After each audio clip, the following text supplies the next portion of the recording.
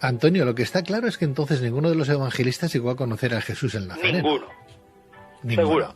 Ninguno. O sea, los que escribían por oídas, porque Jesús no dejó nada escrito. Eremitorio, porque ahora estoy como un eremita encerrado y me haya dado la oportunidad de estar aquí con ustedes. Así que muchas gracias. Bueno, pues vamos a hablar del enigma del Nuevo Testamento en cuanto al texto.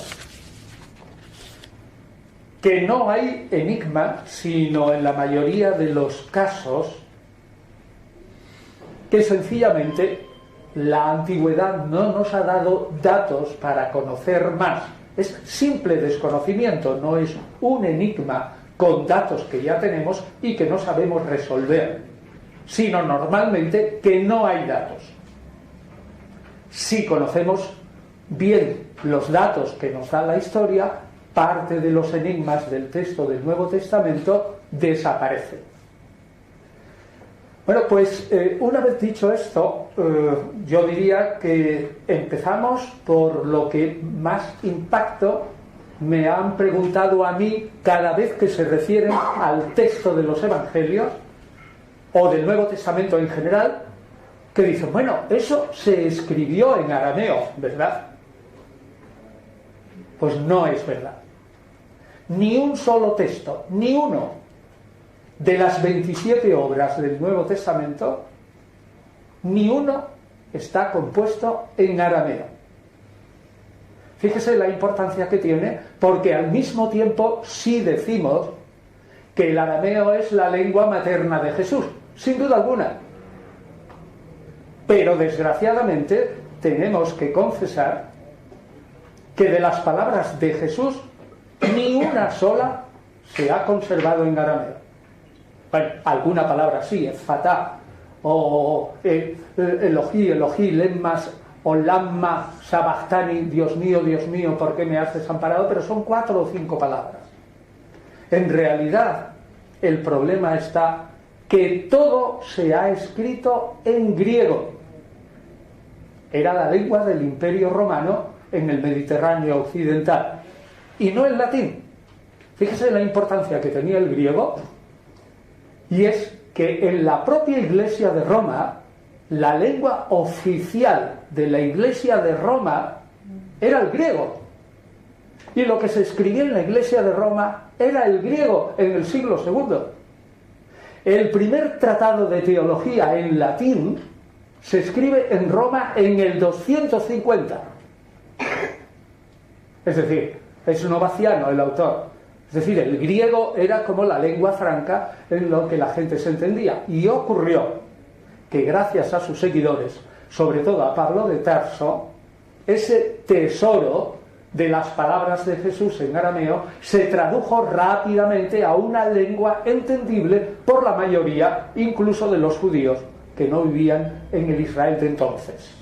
Así que lo primero que tenemos que decir es que el texto del Nuevo Testamento, tal como lo tenemos ahora, y que decía que no lo conocemos, está escrito no en la lengua ni siquiera de Jesús, digamos, sino de aquella comunidad que fue la matriz del cristianismo, que estaba naturalmente en Jerusalén. Había 3 comunidades, una en Galilea, de la que sabemos poco, otra de la que sabemos prácticamente nada, aparte de su existencia, que estaba en Samaria, y otra que estaba en Jerusalén, de la que conocemos algo más por los Hechos de los Apóstoles.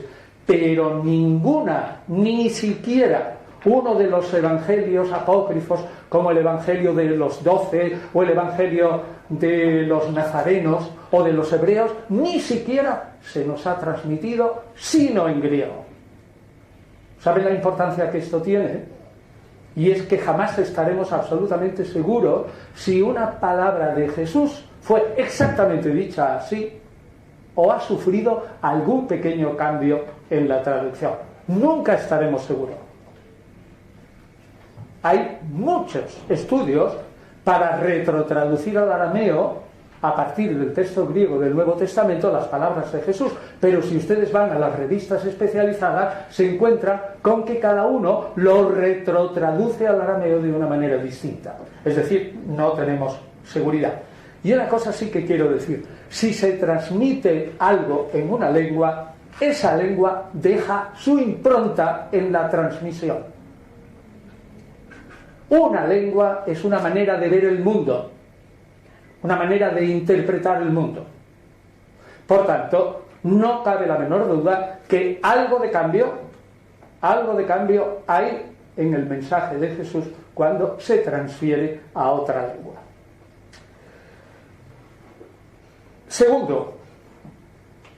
Segunda idea importante: no conservamos, y esto también me lo preguntan muchas veces, no conservamos ninguno de los autógrafos, es decir, el escrito original de ninguna obra del Nuevo Testamento. Ninguno. Irremisiblemente, los autógrafos, es decir, lo que escribió cada uno de los autores del Nuevo Testamento, irremisiblemente, bueno, o casi irremisiblemente, no sabemos si las arenas de Egipto o de Palestina, Israel, puede descubrir o permitirnos descubrir algo, pero parece que irremisiblemente se ha perdido. Ahora bien, aunque se hayan perdido los autógrafos y no tengamos más que copias de copias de copias, de esas copias hasta hoy nos han llegado aproximadamente 5.100 manuscritos. 5.100. Si ustedes tienen en cuenta, lo diré luego, que de algunos autores de la antigüedad tardía, importantísimos, como Tácito, por ejemplo, tenemos un manuscrito solo, uno, y mutilado, de sus historias. De Teócrito tenemos poquísimos. Todo lo más de algunos autores podemos tener 6, 7, 8 o 10. Tener 5.100 manuscritos, es evidentísimo que la obra es muy importante para la cultura occidental. No hay ninguna que tenga tantos. Desgraciadamente, si van ustedes a la calle, aunque se publiquen 29 millones, 30 millones de ejemplares del Nuevo Testamento cada año, y se vendan o se regalen 30 millones de ejemplares, la inmensa mayoría no ha leído el Nuevo Testamento. Salgan ustedes a la calle y pregúntenle a alguno, o si lo han leído no caen en la cuenta, y pregúntenle: oye, por favor dime, ¿qué dice Filipenses? Dice: mande. Ni idea para repetir eso. Pues el fundamento. Sin embargo, no se conoce. Bueno, pues de esos 5.100 aproximadamente manuscritos los tenemos de tres clases. Uno que están escritos en letras mayúsculas, otros en letras minúsculas y otros que están escritas en mayúsculas o en minúsculas, pero en papiros antiguos. Los manuscritos en mayúsculas normalmente son caros, son pocos, y están escritos en pergamino. Los manuscritos en minúscula, que empiezan aproximadamente en el siglo IX, la mayoría están escritos en, bueno, hay algunos en pergamino, pero en papel. Y papiros antiguos, descubiertos desde finales del 18 hasta hoy, hay solamente 129 papiros que no cubren ni mucho menos la totalidad de todo el Nuevo Testamento. Pues bien, de los mayúsculos hay solo 300. Solo 300. Pero tienen un problema. Son muy antiguos, hasta el siglo IV. Pero esas letras mayúsculas están escritas todas seguidas. No hay diferencia entre palabras. Es difícil leer así. No hay diferencia entre palabras, así va todo seguido, aunque sean mayúsculas. Entonces, la diferencia entre palabras la tienen que hacer los lectores. lo cual naturalmente eso dificulta. Y luego tampoco hay puntos apartes ni hay parágrafos, hay algunas señales al margen, pero a veces ni entendemos por qué han puesto esas señales. De los minúsculos hay aproximadamente 2.800. Pero digo, empiezan a copiarse en el siglo IX en adelante. Fíjense lo que les estoy diciendo. Los mayúsculos son normalmente del siglo IV. Si Jesús muere en el año 30 o 33, no lo sabemos, en el abril, 8 de abril o 7 de abril del 30 o del 33, realmente hasta que tengamos un manuscrito completo en mayúsculas del Nuevo Testamento, que de los 300 solo hay 3 manuscritos. Solo 3 manuscritos de los antiguos tienen el Nuevo Testamento completo.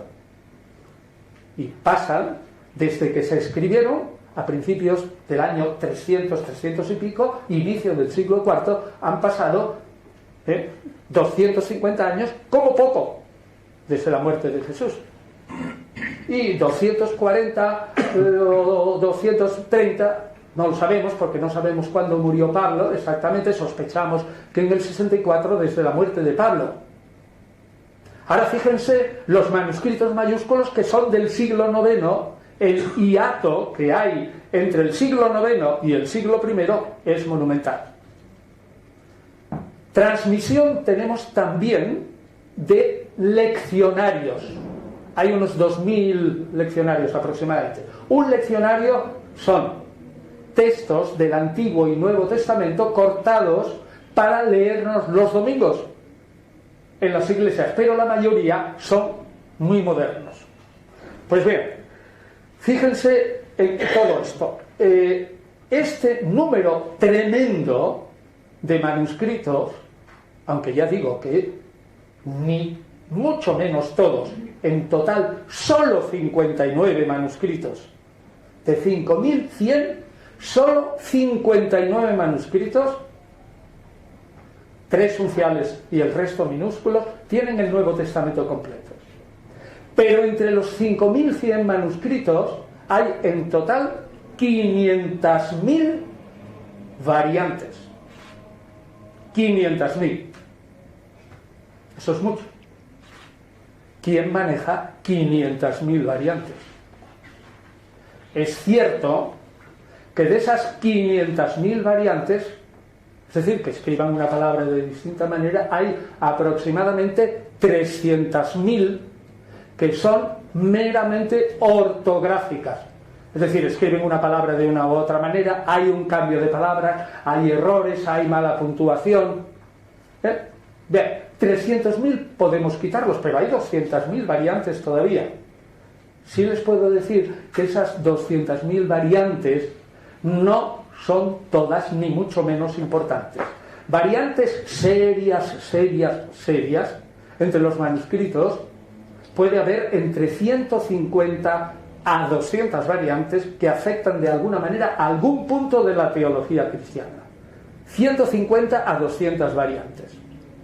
Pero en algún caso las variantes son tremendas. Por ejemplo, en los Hechos de los Apóstoles, entre el manuscrito del Vaticano, que quizás sea el mejor, que se designa con una B de Barcelona mayúscula, o con un 0 y un 2, el 02, pues hay una diferencia entre el manuscrito 04 o Codex Bezae. Teodoro Beza es un erudito protestante muy famoso que luego nombraremos, que compró un códice y que ahora está en la Universidad de Cambridge. Hay nada menos que una diferencia del 10% en el texto. Repito, el Códex Vaticano, que es, creemos, el mejor, tiene un texto así de los Hechos de los Apóstoles. El otro códice, que es el segundo o el tercero mejor, tiene un 10% más. BBC así es así. ¿Cuál es el original? ¿Cuál fue el texto que dictó el Espíritu Santo? ¿Se sabe? Es más, la Iglesia, y en esto muy sabiamente, nunca jamás ha determinado cuál es el texto oficial inspirado por el Espíritu Santo del Nuevo Testamento. Nunca lo ha hecho y nunca lo hará.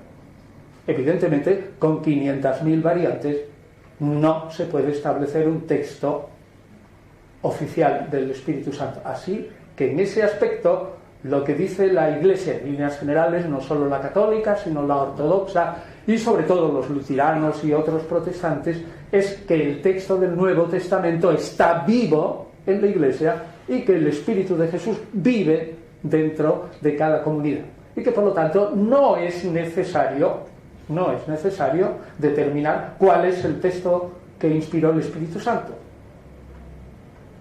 Pero resulta que todos los investigadores, si no tenemos un texto delante fijo, no hacemos investigación del Nuevo Testamento.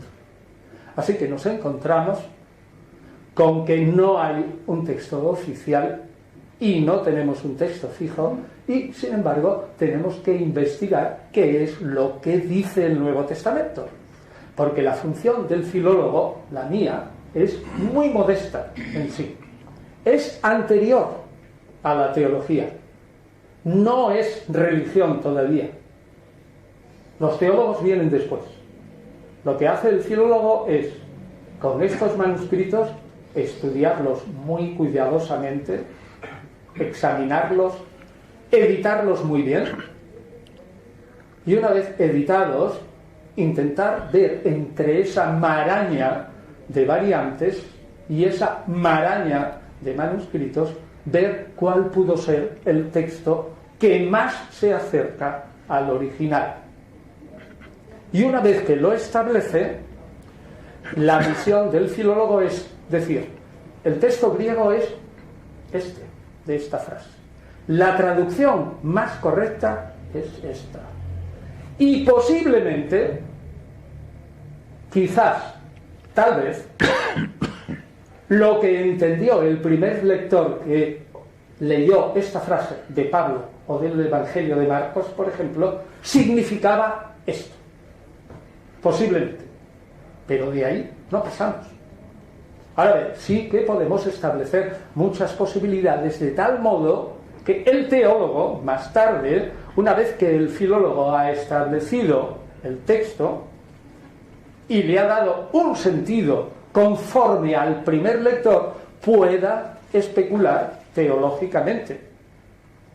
Pero claro, eso significa que tenía razón Philip Melanchthon, un compañero de Lutero, Melanchthon, probablemente le suena quizás, cuando dijo que la escritura, escribían todos en latín, la escritura no se entiende teológicamente si antes no se explica filológicamente. Es decir, antes que hacer una labor de teología, tenemos que determinar qué significa un texto en concreto. Y realmente a veces es muy difícil porque las variantes son exageradamente muchas.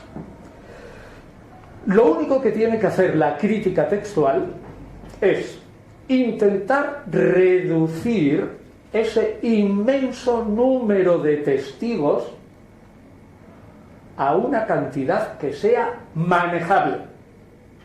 Es decir, si son 5.100 y yo no los puedo manejar bien, y un potentísimo ordenador también, pero con dificultades, con 500.000 variantes son muchas, pues lo que hay que hacer es agrupar los manuscritos por familias. ¿Cómo se agrupan los manuscritos por familia? Primero, sabiendo la procedencia geográfica. ¿De dónde vienen? ¿De Egipto? ¿De Asia Menor? ¿De Lidia? ¿Vienen a lo mejor de las Galias? ¿Vienen de Roma? Segundo, la edad del manuscrito. Pero ahí nos encontramos una cosa.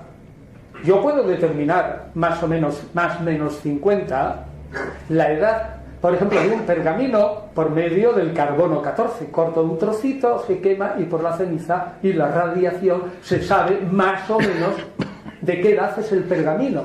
Sí, pero eso no te indica nada de qué edad es lo que está escrito en ese pergamino. La edad es solamente adivinable a través del estudio comparativo de un montón de cosas y haciendo muchas deducciones y cálculos. Pues bien, una manera, por ejemplo, de formar familias es curiosa, y es encontrar un error que sea gordo, y cuanto más gordo mejor. Si un error en una frase, que se ve evidentemente en una frase en griego, es clarísimo, y hay un montón de manuscritos que repiten el mismo error, es evidente que muchos manuscritos son asimilables a uno solo, con lo cual en vez de considerar 60 o 70 consideramos ya uno. Ya nos hemos quitado 60 del medio. Otra manera con los ordenadores ahora es digitalizar todos los manuscritos. Están casi todos prácticamente digitalizados y se van por familias. Entonces, cuando tenemos una familia, estudiamos cuáles son las lecturas particulares de una familia. Es decir, que cuando, por ejemplo, esa familia transmite el Evangelio de Marcos, al llegar, por ejemplo, al episodio del bautismo, pues uno dice, se abrió los cielos, pero otros dicen, se rasgó los cielos. Entre abrirse y rasgarse hay una diferencia. Bueno, pues hay ahí una variante. Pues además resulta que en cada uno de los pasajes puede haber diversas variantes. Se escogen aproximadamente 800 variantes y se digitalizan. Y luego se hacen pasar todos los manuscritos que están digitalizados por el ordenador, y si tienen de esas 800 un número suficientemente elevado de variantes iguales, naturalmente ahí nos encontramos con una familia. Es decir, en una palabra, lo que tiene que hacer la crítica textual es hacer manejable el inmenso número de manuscritos, que si no, no podemos hacer nada bueno. Pues por si fuera poco, además de los manuscritos, tenemos lo que llamamos versiones antiguas del Antiguo Testamento. El Antiguo Testamento en griego fue traducido a partir del siglo II al latín, al siríaco, la lengua de Siria, que es arameo. Eso sí que es bueno, ¿eh? Fíjese el proceso. Del arameo se pasa al griego, el arameo se ha perdido, por ejemplo, en los evangelios, y luego del griego, que muchas veces está traducido al pie de la letra, por suerte, se vuelve a pasar al arameo. Bueno, pues en muchos casos hay muchas cosas que debieron ser así en las palabras de Jesús, y ya tenemos el griego, el arameo que podemos ver debajo, y los sirios, que entendían muy bien arameo y griego, pues lo tradujeron al siríaco, y por lo tanto merece respeto, porque esa gente eran de lengua materna siríaca. Así que algunas versiones antiguas, como el latín, el griego y la versión copta, es decir, la versión alejandrina, egipcia, copt es Güpt, todo viene del árabe, ¿eh? ¿Cómo entendían los árabes? Y Güpt eran como entendían los árabes el griego Aiguptos. Perdían el tos final, el ay principio, y les quedaba Güpt. Entonces para ellos, los que hablaban egipcio, los árabes les llamaban Güpt, y de Güpt viene copt, la iglesia copta ahora, que habla el lenguaje de los faraones, solo que ha evolucionado tropecientos siglos. Esa versión también es muy antigua y muy importante. Así que ya tenemos también otro montón de variantes. Y por si fuera poco, como digo, tenemos, por suerte, un montón de citas del Nuevo Testamento a partir del siglo II en los padres de la Iglesia. Pero esas citas son muchas veces de memoria. Por lo tanto, puede valer para dos cosas. Como indicaré ahora mismo, si hay un padre de la Iglesia que escribe a finales del siglo I y tiene algo que nos suena al Evangelio de Mateo, es evidentísimo que aunque yo no pueda determinar a través de esa cita el texto exacto de Mateo, porque a lo mejor el autor de ese escrito del siglo I lo estaba citando de memoria, pero sí veo que probablemente a finales del siglo I ya circulaba por diversos sitios el Evangelio de Mateo. Es muy importante eso. Así que tenemos un montón de citas que no las podemos traer para el estudio del texto definitivo, pero que sí al menos para el sentido. Otra cosa también interesante. Los primeros manuscritos debían ser rollos. Casi seguro. Si aceptamos la teoría casi comúnmente aceptada que el Evangelio de Lucas, el tercero, y los Hechos de los Apóstoles son primera y segunda parte de una misma obra, una de las razones por las que en la edición actual del Nuevo Testamento el Evangelio de Lucas va por un lado y los Hechos de los Apóstoles va por otro, es que era una obra demasiado larga y fue copiada en dos rollos. Naturalmente, a ser copiada en dos rollos y tratar de dos cosas distintas. Una, en el Evangelio, lo que el Espíritu hizo en Jesús. Y en los Hechos, lo que el Espíritu hizo en sus seguidores, en los seguidores de Jesús, especialmente en Pedro, Juan un poquito, Pedro y Pablo. Pues bien, ni un solo rollo se ha conservado. Se han perdido todos. El formato que queda es el formato códex, códice, es decir, como un libro. Un libro, sí, que es una piel o es un papel o una hoja de papiro que luego se corta y se hace el formato pues como un folio y se cose, punto. Así que hemos perdido, probablemente los originales se perdieron porque estaban copiados en rollo y no en códice, y porque en el códice se pueden copiar mucho más que un libro. Y se puede hacer un códice así de gordo. Bueno, total, que en general podemos decir, en resumen, solo tenemos 3 mayúsculos que tengan todo el Nuevo Testamento. 56 minúsculos que tengan todo el Nuevo Testamento. De los Evangelios hay 2.400 manuscritos, pero casi ninguno completo. De los Hechos de los Apóstoles quedan 660. De Pablo de Tarso aproximadamente 800. Y del Apocalipsis, que fue al principio muy importante, quedan solo 300. Pero hay más de 150 manuscritos importantes del Nuevo Testamento que no tienen casi el Nuevo Testamento completo y omiten el Apocalipsis. ¿Saben por qué? Pues porque el Apocalipsis en toda la Iglesia oriental fue muy discutido y unánimemente no entró en la lista sagrada de obras del Nuevo Testamento hasta el siglo X. Y en la Iglesia occidental hasta el siglo IV. Y con la Epístola a los Hebreos pasó lo mismo. En Oriente, pero al revés, en Oriente se aceptó pronto como una obra canónica y sin embargo la Epístola a los Hebreos en Occidente tardó tiempo en ser aceptada como obra de Pablo. Entonces, claro, el Apocalipsis ha sufrido que solo hay 300 manuscritos del Apocalipsis y algunos no completos.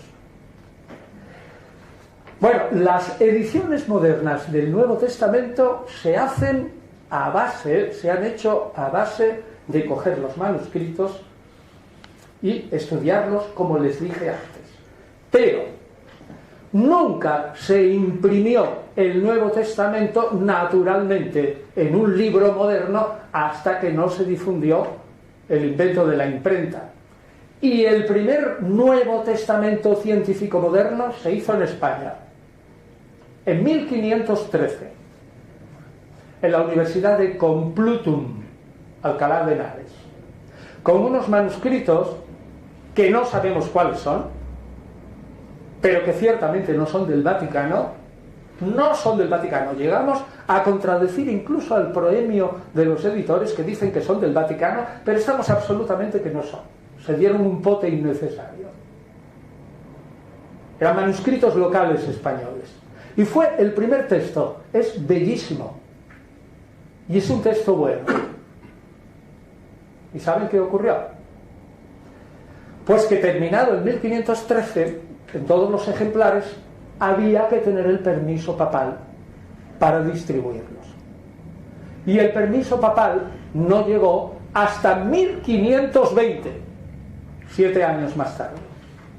En el entretanto, un tal señor Froben, en Basel, en Basilea, se enteró que los españoles habían hecho un Nuevo Testamento en griego. Era una bomba, era el primer Nuevo Testamento que se podía difundir a toda la cristiandad, incluso se podía llevar a América. Tomó a Erasmo de Rotterdam, que en aquel momento estaba en Basilea, estamos en el 1513 después, hasta el 16, todavía no había colgado, si es que lo colgó, Martín Lutero en Württemberg, sus 95 tesis en 1521, pues tomó a Erasmo de Rotterdam y dijo: oye, mira lo que les pasa a los españoles. Están esperando por el permiso papal. Date prisa y haz un Nuevo Testamento. Erasmo se dio prisa y con los manuscritos que había en Basilea hizo un Nuevo Testamento, lo proveyó con una traducción griega, pero un Nuevo Testamento horrible porque los manuscritos eran malos. Además estaba llena de faltas la edición. Y encima lo grave del asunto es que Erasmo de Rotterdam se encontró con que el manuscrito del Apocalipsis que estaba en Basilea le faltaba la última página. Es decir, que el final del Apocalipsis no lo tenía, pero él, que lo conocía por otros manuscritos, se lo inventó y lo escribió en griego. Total, en una palabra, que el señor Froben y Erasmo de Rotterdam en 1516 se llevaron la gloria y sacaron en Basilea el primer Nuevo Testamento griego. Y los españoles, fácil, que lo habían hecho 3 años antes. Empezaron a distribuirlo en 1520. El texto complutense es mucho mejor que el erasmiano y no tenía errores. Tontos u obedientes. Las ediciones modernas no empiezan hasta 300 años más tarde, del 1517, largos, porque durante 300 años un texto no bueno, como era el de Erasmo, fue el que dominó toda la ciencia del Nuevo Testamento, sobre todo entre los protestantes. En 1831, un señor que era un mero filólogo, se llama Karl Lachmann, editor de Virgilio y todo eso, cogió unos cuantos mayúsculos buenos, 1831, y hizo la primera edición del Nuevo Testamento moderno. En 1876, un erudito alemán que se llama Tischendorf,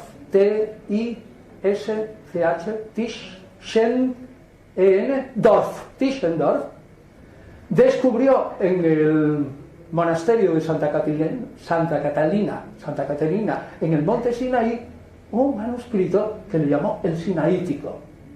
Y a base del Sinaítico hizo un Nuevo Testamento que fue revolucionario, se usa hasta hoy, porque el texto de la edición, que es así, tiene una línea arriba y todo lo demás son variantes de manuscritos. Hasta hoy se utiliza.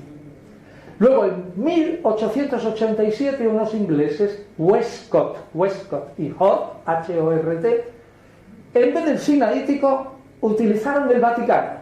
Y uniendo el Vaticano y el Sinaítico, hicieron una edición del Nuevo Testamento que fue también revolucionaria. Y un poquito más tarde, en 1930, a un señor que se llama Bernardo Weiss, W-E-I-S-S, Weiss, blanco, se le ocurrió hacer un Nuevo Testamento, sí, claro, fijándose en el Sinaítico y el Vaticano, pero sobre todo escogiendo, entre otros manuscritos importantes, aquellas variantes que le parecían que eran mejor según la teología de cada uno de los autores del Nuevo Testamento. Totalmente distinto ese método. Uno seguía a un manuscrito, otro siguió a dos, y este último dijo, no, bueno, aquí las variantes pueden ser de este o del otro, y además, según me parece a mí, que es el estilo de Marcos o el estilo de Pablo y tal. Y luego, a final del siglo, un señor que se parece, que en su nombre es como el de los chocolates Nestlé, pero sin acento, se llamaba Eberhard Nestlé, sin acento, dijo, hombre, me parece que ya es hora, estamos ya a finales del siglo XIX y a principios del XX, ya es hora que la gente tenga un texto, digamos, que se pueda llevar en el bolsillo. Estamos en 1900 y pico. Y entonces se le ocurrió hacer un Nuevo Testamento en que se puso delante el texto de Tischendorf, el texto de Westcott Hort II y el texto de Weiss. Y dijo, donde estén los tres de acuerdo, evidentemente los tres edito eso. Y donde estén en desacuerdo, cojo 2 contra 1. Y si están los tres en desacuerdo, cojo el que mejor me parezca. Y entonces ha hecho una edición cuyo hijo mejoró, Erdin se llamaba el hijo, y a partir de aproximadamente el 1930 y tantos hasta hoy, se han hecho 28 ediciones de ese Nuevo Testamento de bolsillo, y ahora verán lo curioso, 28 ediciones, que es el que utilizamos como si fuera el Nuevo Testamento inspirado por el Espíritu Santo, todos los estudiosos mundiales del Nuevo Testamento, ya sean independientes, católicos, protestantes, heterodoxos, luteranos, todos utilizamos el mismo. ¿Por qué? Pues porque después de Erdin Nestlé se fundó un instituto, un mecenas, fundó un instituto para estudiar el texto del Nuevo Testamento, de tal manera que a lo largo del tiempo el señor Nestlé tuvo que ceder el paso a Nestlé Aland, que era el director del instituto, que había reunido a un montón de gente y que poco a poco ahora está en la Universidad de Münster, tiene un montón de ordenatas y tiene fotografías y microfilms de los 5.100 manuscritos que hay en el mundo, y un equipo de cerca de 100 personas estudiando el texto del Nuevo Testamento, y ya han sacado de las epístolas el primer texto también así grande que se llama Mayor, que tiene una línea y todo lo demás son variantes. Pues bien, fíjense lo curioso. Católicos, protestantes y ortodoxos estamos estudiando, y sobre todo los católicos, el Nuevo Testamento en un texto establecido fundamentalmente por gente luterana o protestantes en general. Es una ironía, ¿no? En Cardenal Cisneros y aquí nosotros, más católicos y más papistas que el Papa, todos estudiamos un texto que está producido por un instituto protestante. ¿Cuál es el sistema de estos? Pues es lo mismo. En el fondo es buscar la mejor lectura. Ahora ya, como digo, se manejan con los ordenadores muchos menos manuscritos, pero el sistema sigue siendo igual. A ver, criterios externos. Pues criterios externos es saber cuáles son los manuscritos más antiguos, estos. ¿De dónde vienen? Aquí. ¿Cuáles son los que en líneas generales se demuestra por el estudio de todos que son los mejores? Bueno, pues si hay una variante que está por un criterio externo atestiguada por el mejor número de manuscritos o por el mayor número, o si son pocos, por manuscritos de gran categoría, pues elige ese texto. Criterios internos.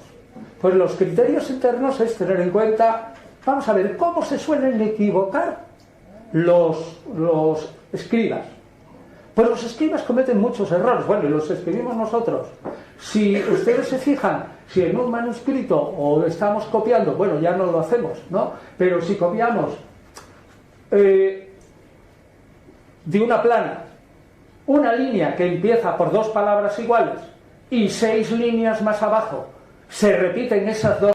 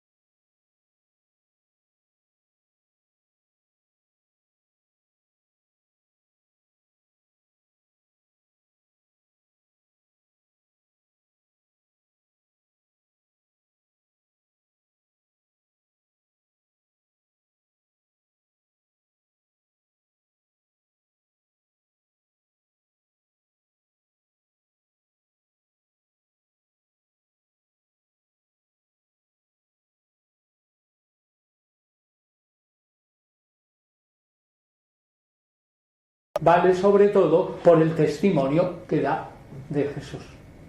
Y entonces se une el paulinismo con el judaísmo fundamental. En una palabra, y sintetizo, y ya termino. El Nuevo Testamento es enigmático. Y hay algunos problemas del Nuevo Testamento que no sabemos resolver. Pero termino con lo que dije al principio. Es enigmático no porque tengamos datos que no entendemos, sino porque carecemos de datos. Pero podemos tener el consuelo que este Nuevo Testamento, aunque sea paulino, fundamentalmente paulino, es la interpretación de Jesús que más podía venderse de alguna manera a todas las naciones que poblaban el Imperio Romano. No se podía vender a las naciones que poblaran el Imperio Romano un Mesías estrictamente judío. Por eso el Nuevo Testamento desjudaiza un poco a Jesús, cambia su concepto del reino, hace de un Mesías judío un Salvador universal, y podemos estar seguros, digamos, que es una religión más comprensiva que si hubiéramos seguido la rama estricta judeocristiana de Santiago, Pedro y Juan, mucho mejor. Y lo último, no desmoralicémonos a pesar de que no podemos salvar el hiato que existe entre el año 200, texto actual, y el 50, porque podemos tener la seguridad de que a pesar del azar y todo eso, que lo más probable es, por las citas que también se han conservado, tengamos un texto que se parece suficientemente al que salió de la mano de los autógrafos. Muchas gracias.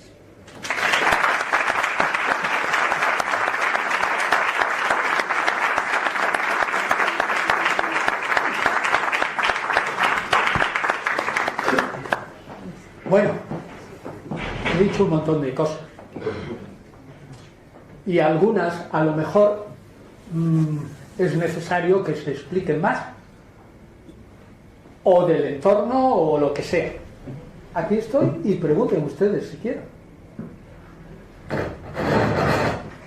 Hable alto para que le oigan detrás. Pero vamos a ver, hasta donde yo sé, que no llego a su grado de penetración, porque no le he dedicado tampoco el tiempo, por mi cultura sé que en las primeras comunidades cristianas, o sea, judeo-cristianas, seguían practicando a su vez la norma, el ritual hebreo, y también sé que hubo un gran conflicto hacia finales del siglo I, precisamente porque con la expansión del cristianismo entran los gentiles al cuerpo del cristianismo. Gentiles quiere decir paganos. Paganos. Y estos, claro, no seguían la costumbre hebrea, por ejemplo, del sábado, que sí respetaban los primeros cristianos, por ejemplo, de la circuncisión, que sí seguían respetando los primeros cristianos, y eso va a producir un conflicto, de modo que los primeros cristianos incluso asistían a las sinagogas como uno más, porque de hecho al ser judíos no podían ser excluidos. Y la misionera hebrea, justamente, en la canonización de la, digamos, conocen el texto del Sidur, había 18 bendiciones, pero eran 17, y se añade una más respecto a los renegados, que refleja precisamente ese conflicto que a partir de finales del siglo I y principios del segundo va produciendo precisamente la fractura que usted apunta. Esa idea de un judaísmo que sí era, digamos, que seguía la tradición y el texto hebreo, que asistía a las sinagogas, y de hecho además lo que relatan los evangélicos básicamente es un judío ortodoxo, es decir, es alguien que va al templo a los 13 años, hace su bar mitzvah, como hace todo judío. Es alguien que se... Bar mitzvah lo que quiere decir es que es la... Paréntesis, se tiene que explicar. El bar mitzvah es digamos, como la acción por la cual es la misma que la efebía griega, pasa un hombre que es un infante a ser un adulto y desde ese momento está obligado a cumplir toda la ley. Está declarado adulto en ese rito de tránsito de la, digamos, infancia, juventud a la adultez. De hecho, en hebreo, bar mitzvah quiere decir hijo de la ley. ¿Me explico? Entonces, siempre he mantenido la posición o la idea de que todo lo que va a suceder a partir del día 2 y la posición de Pablo va a ser quitar, desjudaizar completamente el texto de un judío que era Jesús, cumplidor además, tan cumplidor y tan celoso de la ley que echa a los que creen que no están cumpliendo el templo, lo que legitima el templo, y va a haber un proceso de desjudaización progresivo que va a continuar en el tiempo, siglos más tarde, que va a llegar incluso a crear tensiones que van a producir, de hecho, el antisemitismo y lo van a aumentar incluso. Bien, pero diga, ¿qué pregunta es? La pregunta es, desde su punto de vista, la pregunta es pregunta y es también aportación. La pregunta es, ¿concibe usted a Jesús como un judío normal, respetuoso de la ley antigua, que en realidad no rectifica, sino que es un judío disidente de los muchos que había en las escuelas que había en aquel momento? Vale, o sea, ¿cuál es mi estimación de Jesús? Global. Bueno, todo lo que usted ha dicho yo estoy fundamentalmente de acuerdo, es lo que yo explico en todos mis libros, realmente. De una manera quizás enfocado de otro modo, pero lo que usted ha dicho es fundamentalmente correcto. Lo que no tiene que ver mucho es con esta conferencia, porque estamos hablando del texto del Nuevo Testamento y usted salta a la interpretación y de Jesús. Entonces, si usted me pregunta, yo le respondo muy cordialmente diciendo, mi idea de Jesús es la misma que la suya, exactamente igual. No le contradigo en nada, no le rectifico en nada, ¿sí? Y todo lo que ha dicho usted tendría que precisarlo, pero lo acepto cordialmente. Muy bien. Es que Jesús fue un judío y el cristianismo nace después de la muerte de Jesús. ¿Qué es el cristianismo? La teología sobre Jesús que hacen los seguidores de Jesús después de la muerte de Jesús. Pero esa teología, como dicen los Hechos de los Apóstoles, y estaba usted citando 2:45, Hechos 2:45, que dice, y la primera comunidad vivían juntos, visitaban asiduamente el templo y se pasaban el día y rompían juntos el pan. Ese es el texto. Estaban formando una unidad y eran totalmente judíos, porque estaban asiduamente en el templo y no hacían nada más que rezar para que viniera el Mesías la segunda vez. Vale, entonces resulta que es que lo que pasa es que los seguidores de Jesús se dividen en dos secciones. Y, como dije antes, la sección más primitiva, más fiel a ese Jesús que nunca rompió el marco del judaísmo ni quiso fundar nada, porque el cristianismo, como digo, se funda después de la muerte de Jesús y es una reflexión sobre Jesús. Lo que digo es que la inmensa mayoría de esos judíos ortodoxos, que eran judíos y además creyentes en el Mesías, a eso se los liquidó el Imperio Romano. Y los que quedaron eran judíos helenizados que pasaron bastante rápidamente, muy lejos de Israel, pasaron rápidamente a un judeocristianismo teñido de paulinismo, porque les era mucho más fácil. Ahora, no fue liquidado totalmente, de ningún modo. Si no, no tendríamos restos de 6 o 7 evangelios judeocristianos que duran hasta el año 250. Y además nombres de evangelios judeocristianos, no ya restos, tenemos hasta una docena o 15. Es decir, lo que usted dice, siguieron también, pero no tenían peso específico. Ahora, Algunos sí, por ejemplo, entre el 230 y el 250, estos judíos, muy judíos, que además creían en el Mesías, escriben una novela muy gorda, que se ha conservado en griego y en latín, que la conocemos como homilías pseudo-clementinas o novela de Clemente. Novela de Clemente. Y la novela, el núcleo es Pedro, un judío, seguidor de Jesús y muy judío, que lucha contra Simón Mago, un Simón Mago que se parece en algún aspecto a Pablo, y que luchan entre ellos de una manera feroz y que gana Pedro. Y eso se hace en el 230. Es una novela que entre el original griego y la recepción latina, pues tiene 1000 y pico páginas. 1200 fácil. Y que está pendiente de ser editada como cuarto volumen de los Hechos Apócrifos de los Apóstoles, que hemos comenzado Gonzalo del Cerro y yo, y que ya vamos en el tercer volumen terminado, y vamos por la página 2860, pero nos falta esto, porque lo tenemos ya traducido y anotado. Pues bien, ese judeocristianismo que ha hablado nuestro preguntante, no sé su nombre, Aarón Moreno. Aarón, ya me lo dijo antes, el relato, no lo recordaba, Aarón, pues efectivamente es así, pero perdió peso específico en la Iglesia. Y en el Nuevo Testamento, en la realización del Nuevo Testamento, los judeocristianos estrictamente santiaguistas, petristas y juanistas apenas cuentan, porque el Evangelio de Mateo ciertamente es muy judío y en algún aspecto realza a Pedro.